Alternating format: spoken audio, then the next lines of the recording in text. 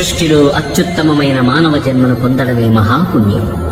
ఆ పుణ్యాన్ని పదింతలు పెంచుకునే మార్గమే ధర్మం. ధర్మాన్ని రక్షించు, అది నీకు రక్షణ ఇస్తుంది.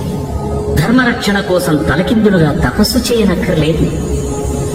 మనిషిగా స్వచ్ఛంగా బతికితే చాలు. తన జీవితంలో తాను చేయగలిగిన ఏ చిన్న మంచి పనైనా ధర్మాన్ని రక్షించడమే అవుతుందని గ్రహిస్తే చాలు. అలాంటి ధర్మరక్షణ కార్యాన్ని మానవ రూపంలో ఆచరించి చూపిన సద్గుణాల పరిపూర్ణత్వమే శ్రీరామతత్వం. ఆ రామతత్వానికి దాసోహమని సేవించడమే ఆంజనేయ తత్వం. ఉద్యోగ రంగంలో అడ్డంకులు ఎక్కువగా వస్తూ ఉన్నా, వ్యాపార రంగంలో అడ్డంకులు ఉన్నా అవన్నీ పోవాలంటే ఆంజనేయ స్వామి ఆలయంలో ఆంజనేయుడికి గులాబీ పూల దండని సమర్పించండి.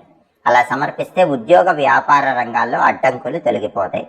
అలాగే చాలా కాలంగా ఏదైనా అనారోగ్య సమస్యతో బాధపడుతూ ఉన్నట్లయితే హనుమ జయంతి రోజు ఆంజనేయుడికి నెయ్యిలో కొద్దిగా వాము కలిపినటువంటి నెయ్యితో తయారు చేయబడిన పదార్థాల నైవేద్యం పెట్టి దాన్ని ఆలయంలో ప్రసాదంగా భక్తులకు పంచిపెట్టండి. అప్పుడు దీర్ఘకాలిక అనారోగ్యాల నుంచి బయటపడవచ్చు.